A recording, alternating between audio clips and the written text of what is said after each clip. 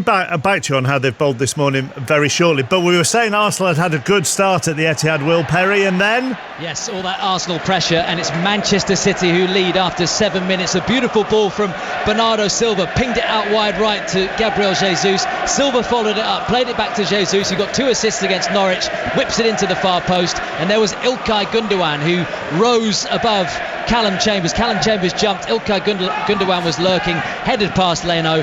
Manchester City, Jermaine, have the lead at the Etihad. They do indeed, and it was brilliant forward play from Gabriel Jesus. He was chasing a lost ball, literally a hit and hope ball into the channel, which I thought Kieran Tierney was the favourite to get to. He managed to bully his way in there, set Bernardo Silva, who returned the favour, set him back, put a beautiful cross in, and what a header it was from Gundogan at the far post. Great header, great start to Manchester City. Unfortunate for Arsenal. Yeah, I tell you what, chappers, this right winger Gabriel Jesus is working out for the champions, isn't it, so far? Yeah, it really is. How I mean, Leon Osman watching in the studio, well, watching at his small desk in a slightly different room to me. How on earth does Gundogan win that header? Oh, it's one of those where you're thinking it's typical Arsenal. They've been tactically set up. Mikel has set them up in a way where they're pressurising City, got them on the back foot. They've actually started very well. I'm thinking, oh, they've come to play, they're in a game. Manchester City go down the other end.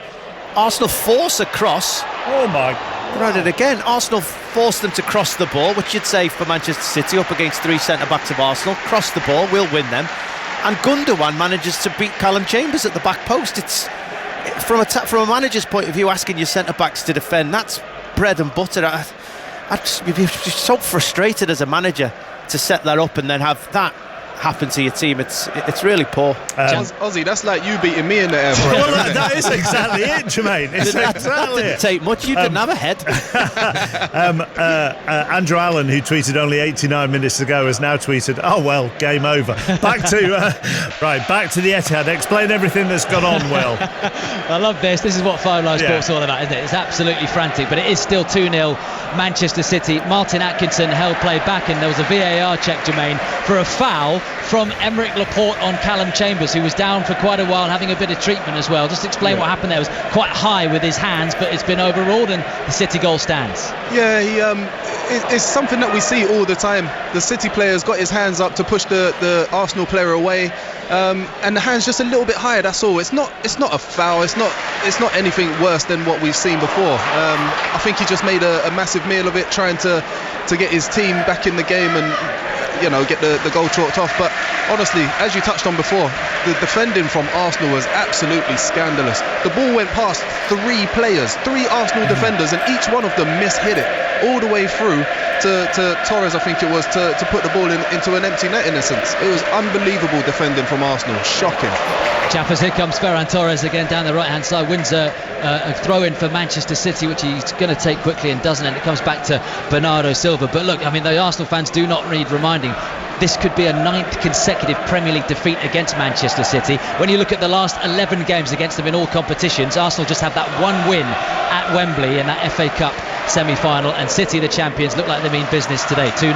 But Jermaine pointed out the defending Leon Osman, and we'll bring Andy Reid in on this as well. There were 4, maybe 5 City players in that box, and I know there was a slight push on Chambers, and he went to the floor.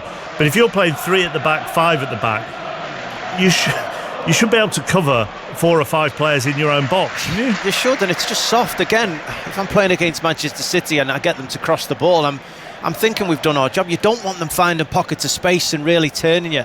Arsenal have got City crossing the ball from 35 yards out, an in-swinger, and somehow, as Jermaine said, it wriggles all the way through. Arsenal's defenders aren't there. You had Kolasinac, the left centre-back, coming out 35 yards to close the ball down and leaving that area exposure. Callum Chambers going down in such a soft manner to try and win a free kick. They're your 2 centre-halves. Stay in the middle of the goal and defend, and Arsenal just don't seem to get the basics right defensively. I mean, maybe it's easier said than done. My goodness, Manchester City look like they're going to score every time they put the ball into the Arsenal box, Andy. I mean, it's easier said than done, I suppose, but don't you send your team out and go, keep it tight? Yeah, well, listen, absolutely kills the game plan, completely kills the game plan. You go out, you set up. One thing that you don't want to do when you go to the Etihad is concede early. You can see it early, and then you can see it again. You're so on the back foot, and sometimes you can't legislate for that. Arteta's probably stood on the sideline, kind of, he's thinking, right, what am I going to do now? And you can't legislate for people making them kind of errors, for people not doing the job properly. The only thing that you put is it's the recruitment, and you've got to bring the people in who are going to do it. But he's got to work with the players that he's got at the moment, and they're letting them down week after week after week with these soft goals that doesn't give you a chance to get into the game. They made a reasonable start, and then you've got to keep it tight, play your way into the game, start to frustrate Manchester City a little bit, but they haven't done that. And now, as you say, it could be a goal every time City go forward, and then you're looking at being on the end of a really, really big score, because if you're going to do anything in this game, you have to come out and try and have a little bit of a go. If you come out and have a little bit of a go at Man City, it's very, very difficult when you're chasing the game against them. I thought they did come out and have a go at the start of the game, and when you do that, you have to ask your defenders to defend, because you're pushing forward. You're going to leave them at times 3v3 or 4v3, but it's just such basic mistakes. How do you manage that as a manager in a team if you're playing and you're doing your job in front and people are making basic mistakes behind? But that's what I say about the game plan. You come out with the game plan, and then when people make them individual errors, then your game plan kind of goes out the window. What you can do when you're playing three at the back and you're playing them wing backs, you can get them to be really offensive. You can get them to play high up the pitch and try and pin teams back in, and you try and pin the wide players for Manchester City back in, and try and pin the fullbacks in who are a big threat for them.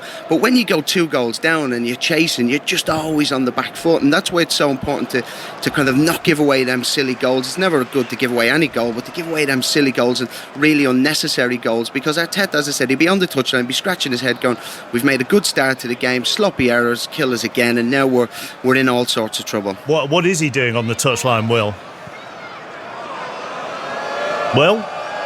Are you there? Can you go? I've got you. Yeah. I mean, is he in his seat? Is he in his technical area? Is he marshalling them? What's he doing? Mikel Arteta, you said, yeah. Mikel Arteta, after the second goal, was sat down in the dugout throwing his water bottle on the floor. That I was at Brentford for that opening game, and the body language matched that after 10 minutes here at the Etihad Stadium. He's right at the front of the technical area now, his hands in both pockets. Jermaine, he looks like a beaten man already after 19 minutes here. He looks like a broken man, but he's frustrated. Oh my goodness, what on earth? Ederson taking his time, bags and bags of confidence on the ball. He decides to let Smith Rowe close him down inside his own 6-yard box. He tries to play the ball right across the 6-yard box, and it's hit Smith Rowe's ankle and almost gone in the goal. That is crazy, chappers, from Ederson. We've seen him do this so many times before, because he's so cool, he's so calm, but sometimes he's just too cool for school, and that very nearly was an embarrassing moment for the Brazil now number 1. Yeah, as Jermaine said, in the 6-yard box, so much time he took just trying to pick out that perfect pass from the back. He's a yard out of his goal, and he's nearly clipped it. Well, he's clipped it into Emil Smith Rowe, and it's just fizzed, doesn't it, past that right hand post, and nearly a route back in it for Arsenal after 20 minutes, chappers, but still 2-0. Andy Reid, Leon Osman, we mentioned and discussed this on the Monday Night Club this week. Look, there is COVID that has affected Arsenal, and they don't have Ben White, who would probably be ideal for them in this back three. But they've signed, Andy, 8 centre-halves in the last 5 seasons, and yet they've gone in today with a back three with 2 players who've been on loan several times in Chambers and Kolasinac. Kolasinac last season out on loan. Rob Holding, who at one stage looked like he might be on his way out as well. So it's an untested back three, and they've still signed 8 centre halves in 5 seasons. Yeah, I mean, there has to be a look at the recruitment, and and I've seen some bits on Twitter and on different areas of the fans. They seem to be disappointed with the level of quality, and people seem to think that the quality of signings that they're making of Arsenal standards, and that's why it's starting to slip, and and that's no. You have to get the recruitment right, and you can speak to Arteta and you can ask him about his game plans, and you can say how he's setting his teams up and what they're doing, but the recruitment's not right, and the players that are coming in that they're giving him to work with, I'll be interested to know how much of an input he has into the recruitment, because as you say, you can't keep getting it wrong in the transfer market and bringing player after player in, because if you do, then you end up starting to drop, and the players not, and then you've got people on big money, on big wages, you've got a big squad, and that's why you getting people going up out on loan and people then coming back in. And Kolasinac, it was basically thought that he wasn't really wanted at the club because they let him go, and now they're asking him to go in and do a job. And you wonder, how does that make the player feel? Depending on VAR, I think it's about to get worse for Arsenal. Will Perry. Yeah, could it get any worse? But yeah, Arsenal down to 10 men. There will be of the obvious VAR checks, but I don't think Granit Xhaka is going to get away with this one. It's still Manchester City 2, Arsenal 0, and Granit Xhaka has just gone sliding in, both feet, Jermaine Beckford, up in the air on João Cancelo. It was the most unnecessary lunge when, all right, João Cancelo is bursting forward, but what are we, 10-15 yards outside the penalty area, and Granit Xhaka marching off. Arsenal going to have to play the rest of this game 2-0 down, 55 minutes to play with 10 men. Honestly, it sums him up. When Arsenal are playing badly, when Arsenal have got a head loss, Xhaka's got a head loss, and that's exactly what we saw there. Xhaka had a massive rush of adrenaline, both feet off the floor, unnecessarily. It's one of those situations where it's easily avoidable. He didn't need to 2-foot Cancelo, but he's gone in to do it just because of the frustration levels that Arsenal are experiencing. They're not closing down correctly, which is why Manchester City are able to dominate as well as they have been. And when somebody like Xhaka, who is supposed to be one of the more experienced pros, lunges in like that, I feel sorry for players like Saka, the young boy Saka, Odegaard and Smith Rowe now, because they're already up against it without having one of their main players and leader, captain, being sent off for something reckless that could have been easily avoided. Yeah, the free kick comes in, Chappers, from where that foul was given, and Cedric Suarez clears it behind for a Manchester City corner. We should also mention, Chappers, that Suarez has been booked for a drag back on Grealish. Kolasinac, first Premier League game since September 2020, yellow card for a foul on Gabriel Jesus. They've got Jesus bursting down the right and Grealish bursting down the left to look after for the rest of the game. There's been a penalty shout as well down the other end. There was absolutely nothing in it. Kieran Tierney from a challenge from Kyle Walker, which Mikel Arteta was adamant it was a penalty. Absolutely not for that one. And Arsenal have it all to do. The goals from Gundogan and Torres, the red card from Xhaka, 2-0 City. Well, Arsenal's best chances, Will and Jermaine, appear to have come from Ederson getting bored. Exactly that. He's not really having anything to do, and on the numerous occasions the ball's been anywhere near him, he's taken his time so much because he wants to get involved in the game, and it's a very dangerous game. You can see Pep Guardiola, every time Ederson gets on the ball, you can see his frustration levels rising just a little bit every single time. And Ederson needs to keep it simple, keep putting the ball out wide to Walker and Cancelo, and just stay out of danger. Man City are clear at home, and they're clear here. They're clear. Andy Reid, did you see the challenge, or are you watching Forest Derby? Sorry, Derby Forest. yeah. No, I didn't see the challenge, but if I'm being totally honest with you, I'm not really surprised. He's somebody that time and time again, when his team really needs him, he's let them down. And you put that captain's armband, you have to take responsibility for your actions, and you have to take responsibility for trying to help. I think Jermaine mentioned it there about the young players in the team, that you want to give them a little bit of a dig out. You want to be that focal point, that kind of sounding board for them young players. And he's just kind of gone and let them down and thrown them under the bus, because when you're playing against Man City, and we spoke about the goals earlier on, but it goes for your discipline as well. I mean, go there, you're 2 goals down, and then you're down to 10 men. It's just foolish stuff. It really is. When you see it slowed down, Jermaine, it probably looks worse than it was, and I'm not sure how much. There was probably some contact with Cancelo. How much, I'm not 100% sure. But the point of it all is, why even put yourself in that situation? That's the point you're making, isn't it? Exactly. If you go in for a challenge and both feet are off the floor, you're going to get sent off. That's a fact. He knows this. He's been there. He's done that. He's been in that situation before, so he knows exactly what's going to come off the back of it. But yet, here we go again, as Andy touched on there, time and time again, he lets his team down when he's supposed to be one of the leaders of the group. It's a joke. He's an absolute embarrassment to Arsenal right now. I don't want to overreact here, Andy, and this question may be sort of overreactionary, but do the next 45 minutes, 50 minutes feel like a seminal period in Arteta's Arsenal career? I'm not too sure, because it's a difficult place to go when you're playing really, really well at the best of times and not. So I wouldn't be making kind of knee-jerk reactions based on what happens at the Etihad, because you can go there on any kind of day and lose with the players that Manchester City have got. But for me, it's not just about today, and it's not just about the 45 minutes. It's about the direction that they're going. Can you see what the plan is? Can you see what they're trying to get at? And I think that's when I watch Arsenal, I struggle to kind of see what they're really trying to do. I struggle to see when they're really playing out. I struggle to see what the philosophy is out of possession. It's just it's a bit bitty. It's just kind of, sometimes they'll press and go after teams, sometimes they'll stand off teams, and for me that's the worrying thing, is that I'm not really seeing a clear plan. If you see if I think if fans as well, if they see a plan being implemented and somebody kind of, the players trying to take on board what the manager's saying, and you can see the direction that they're going, but they're not kind of getting the results there and then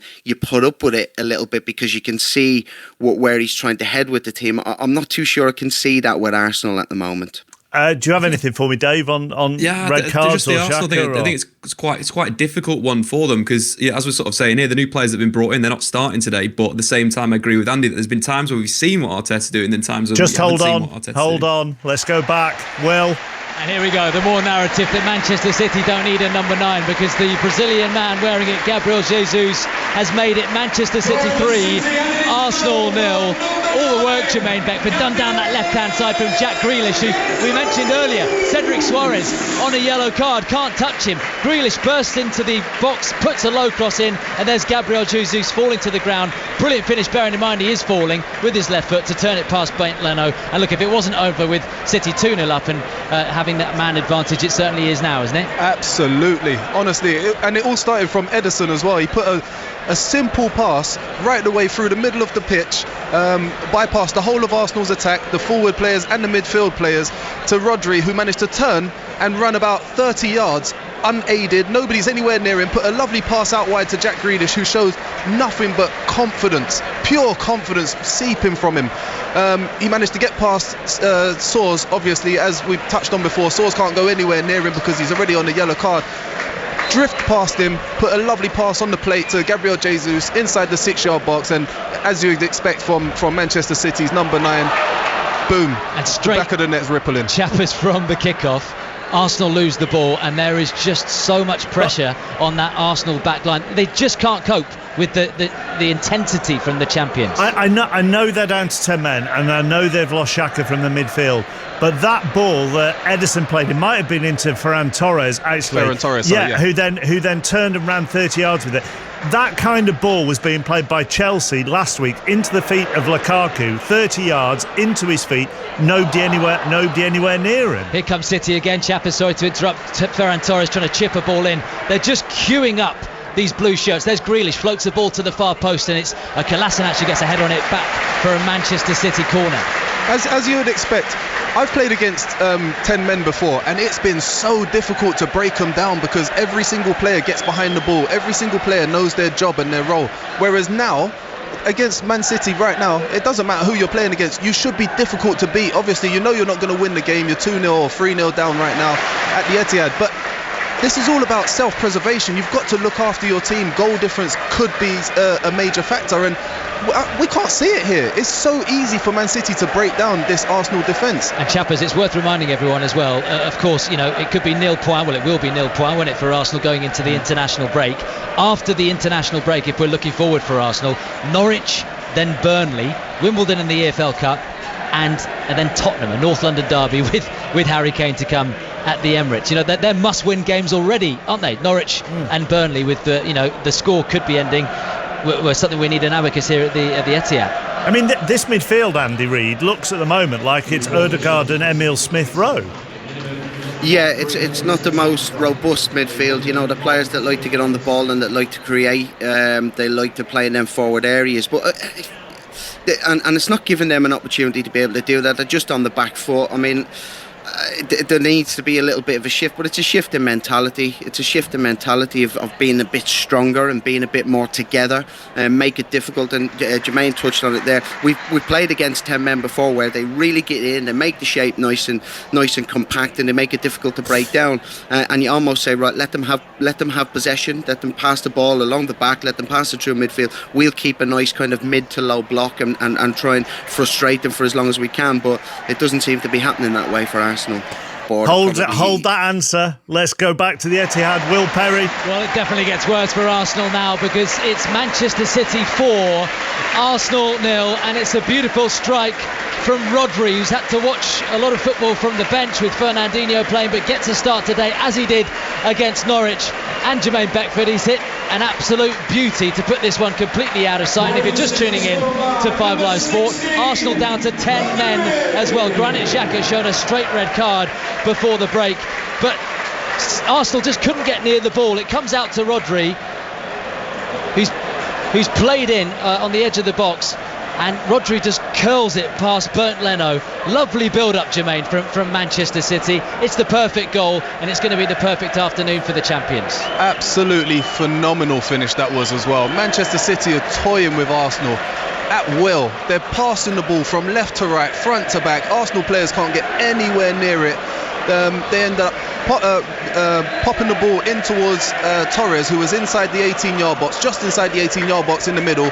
He set the ball back just on the outside of the 18-yard box to Rodri, who hit it hard and low. It was a side foot pass, beautifully caressed into that bottom corner. Leno had absolutely no chance, and Arsenal are there for the taking. I thought to myself, do you know what? 5 minutes into this second half, Man City are dominating possession, but Arsenal look relatively solid in defence. They're not. They're absolutely not. Man City, at will, just opening them up and putting the ball away again. As I mentioned, it was a lovely finish there as well from Rodri. Yeah, beautiful long ranger from the Spaniards, chappers. And as we're speaking there, Pep Guardiola having the most intense warm-up conversation with Raheem Sterling, who's just about to put his shirt on now as Mahrez goes to get warmed up as well. Arsenal fans, listen to that. Sterling and Mahrez coming on shortly. You're 4-0 down. You're down to 10 at the Etihad. I mean, it is a good finish by Rodri, and it's a good goal, Jermaine. But if you've come on as a defensive midfielder, as Mohamed El Neni has, you don't spin round and turn your back, do you?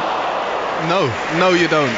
You take it in the face. That's exactly what you're there for. Defenders and holding centre midfield players, you're supposed to stand up strong, be firm. That's your job. Your role is to stop the ball going past you, stop the opposition players having a clean shot on goal. But they didn't do that. You know, as you mentioned there, El Neni turned his back on the ball, which is one of the things you should never do as a defensive player. Never. Chappers very close to 5-0 as well, as Bernardo Silva whips a ball in, a beautiful ball into the 6-yard box, takes a touch off Callum Chambers and just fizzes past the right-hand post as Ferran Torres was sliding in Gaza style against Germany in 1996. And here at Manchester City with a corner, the Etihad full of Manchester City fans who expect them to go on and put real pressure on this season for that Premier League title. And Zinchenko, substitute, hits it. It's deflected out for a corner. Zinchenko, as you mentioned, on for Kyle Walker at half-time. So Cancelo moving to right-back, El Neni on for Saka at the break, and Manchester City queuing up for number 5. Could be anything, could this?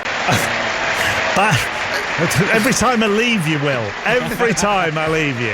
You should have just presented it from here, really, shouldn't you? I mean, there we go. Number 5, you can tell from the noise in the background. And it's a beauty, Jermaine, this one, isn't it? It's a lovely ball from the right-hand side from Cancelo. It's pinpoint for Ferran Torres, who just heads it, goes in off the woodwork past Leno. It's 5-0, Arsenal bottom of the league. Oh, it's an absolute shame for Arsenal. Again, bad defending. Great run from was it Cancelo that scored? Torres, sorry. Great run from Torres. Mahrez with the ball in, yeah.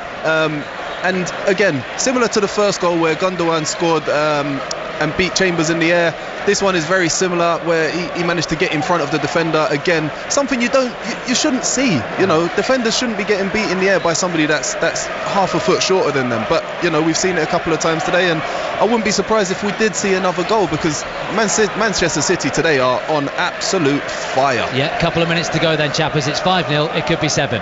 Jermaine, for a centre forward to be able to head the ball on the 6-yard box behind a centre half and in front of the keeper, that is just embarrassing. If you try and head the ball, if I tried to head the ball then, back in the day, I'd hear keepers, I'd get out of the way. Absolutely. It's just terrible defending. That's awful. Honestly, anything within the 6-yard box out to around about the penalty spot, I would say has to be the goalkeeper's ball, and not necessarily to come out and catch it and claim it, but smash everybody that's in his way. And that's what we're used to hearing, and that's what we're used to feeling, you know. But today, Manchester City they've had free reign in terms of everything in front of goal. Thank you very much. Oh, is there going to be another Will? I don't know whether to leave you or not. Well, there probably will be. You might have to come back. Jack Grealish on the ball. Here's Rodri. Is he going to have a shot from distance? I mean, look, chappers, I could stay here and just do full commentary, but we'd get in trouble. Yeah, we would. We'll be back with you shortly. On Premier League TV today, which is the service provided for the rest of the world, which you can't see in this country, they put Sean Wright-Phillips on with Ian Wright.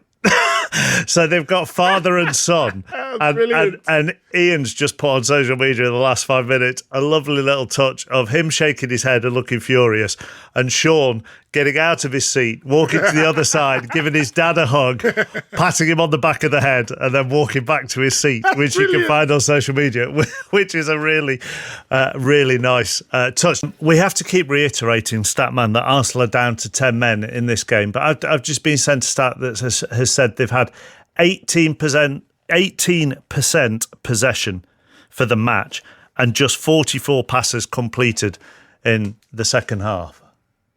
It's absolutely outrageous. One of the ones that I was just, I'd sort of looked at in the first half was the fact that Ederson completed more passes than any other Arsenal player on the pitch. But that's kind of staggering in a sense. Obviously, the red card does change things. But I think as the guys are talking about, Dion, Andy, the fight, it just doesn't feel like it's there. Dion, as you were analysing that goal that just came in then, where's the keeper cleaning out the players? Where's the kind of responsibility? It just feels strange, and stats like that are out there. The one that I found was quite interesting, just looking at the data as well. Gabriel Jesus, obviously, second top assister in the Premier League this season, created 4 chances whilst he's on the pitch, twice as many as any other player. Kind of an outlet on that right-hand side. So as much as Arsenal, the stats don't look great with the possession and the passes and so forth, maybe a little bit of positivity for Man City. Do they need another striker?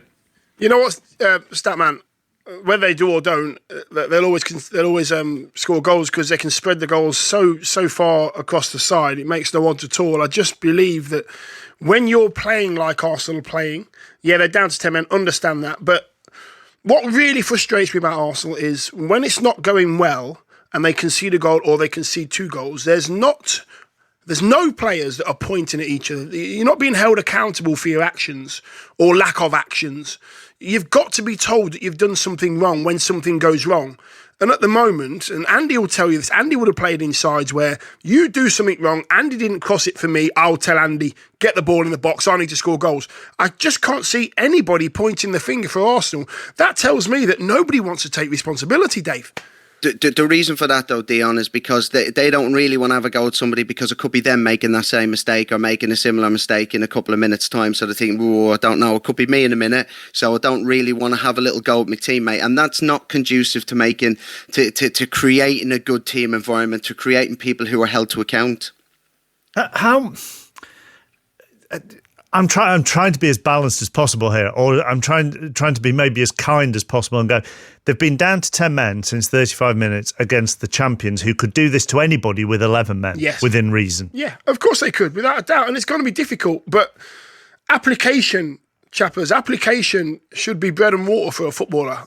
Blood, sweat and tears is all you ask as a fan. Give me everything. If you have a stinker and you lose 5-0, but you've given everything, then fair enough. I just can't see, nearly scored again there with an in-swinging cross from the left-hand side City, but it's just, I don't know. I'd find it very frustrating playing in a side like this that just don't look like they want to be there. It's their body language, chappers. It's terrible.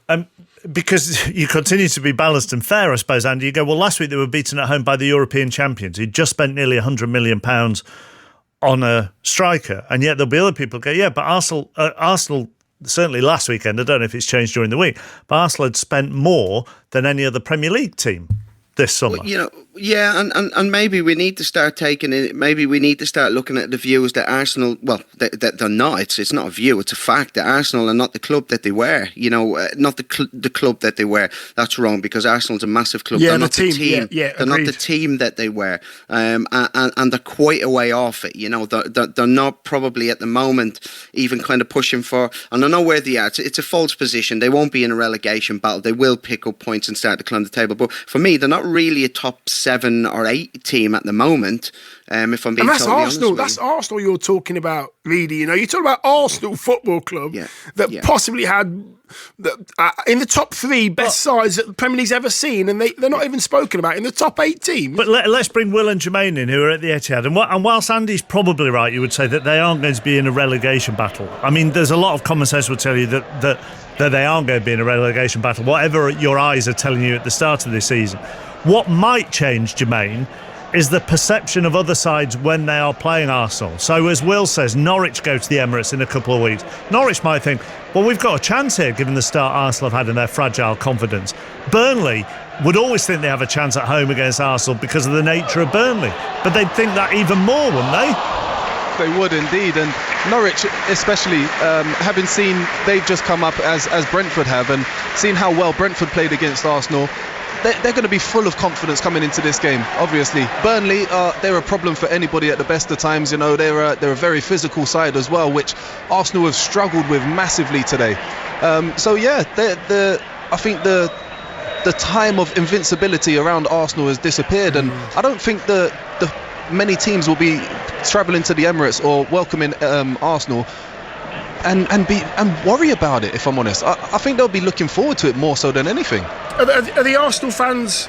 So are the Arsenal fans right to be sort of angry then, Jermaine? Because they all want to go back to those days where they were Vieira and Petit and Henry and Wright and stuff. They are a million miles off that. So do we now have to look at Arsenal and say, right, okay, if they can get in the top 8, good season. If they could get in the top 8, wow, it would be a phenomenal season, if I'm honest with you, based on what I've seen today. And don't get me wrong, it's against Manchester City, what you've touched on before. Arsenal have been down to 10 men through a silly challenge from Xhaka, which should never have happened in the first place. But when you're up against the team and you're down to 10 men, like I mentioned before, we've all played against 10 men where it's been so difficult.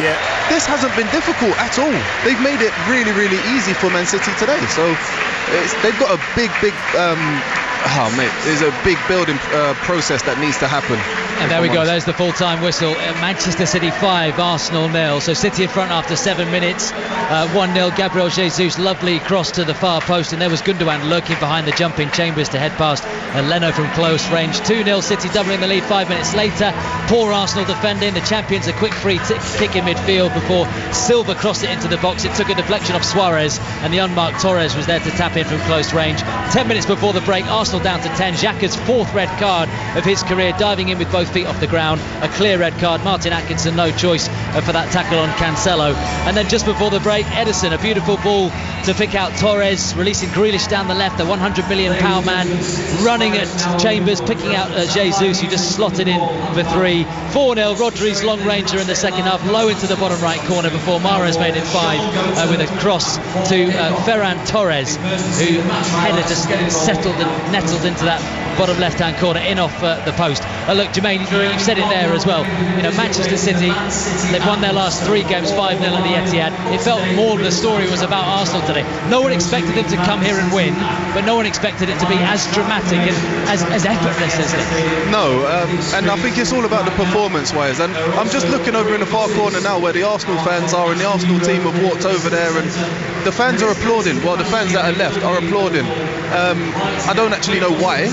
I think they're trying to get behind Arteta, trying to get behind the players and let them know, listen, we know it's going to be a difficult run, it's just one of those things, but don't lose faith, keep working hard, try new things. And you know, you've got to respect those Arsenal fans that are still sat there, because that was difficult to watch, especially from a neutral's perspective. Yeah, there's a cluster, chappers, of Arsenal fans down in that front sort of 5 or 6 rows who've stayed behind here at the Etihad. There are all sorts of banners, I can't read them, my eyes are too old from this distance, but I'm sure there'll be all sorts over social media. And the Arsenal players, fair play to them, they are over there and they're applauding those Arsenal supporters, as I see sort of Rob Holding and some of the Arsenal substitutes, including Pierre-Emerick Aubameyang, who was just nowhere this afternoon, came off replaced by Lacazette, just trotting down the tunnel here at the Etihad Stadium. They've lost their first 3 games of a season for the first time since 1954. 2 massive games after the international break. Norwich and Burnley to come.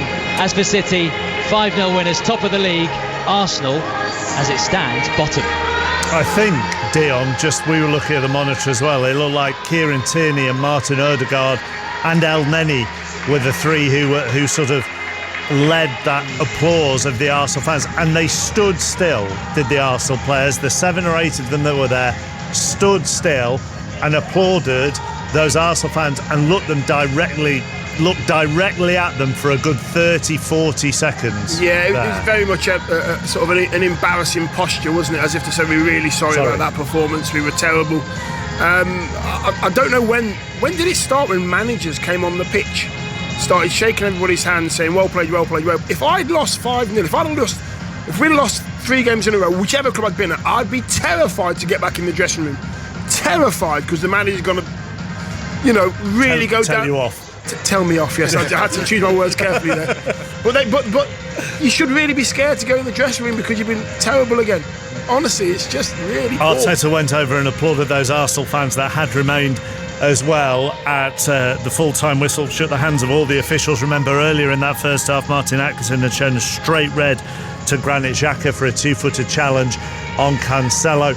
Manchester City beat Arsenal by 5-0. There will definitely be reaction during Sports Report from 5 here on 5 Live. We might try and get some on before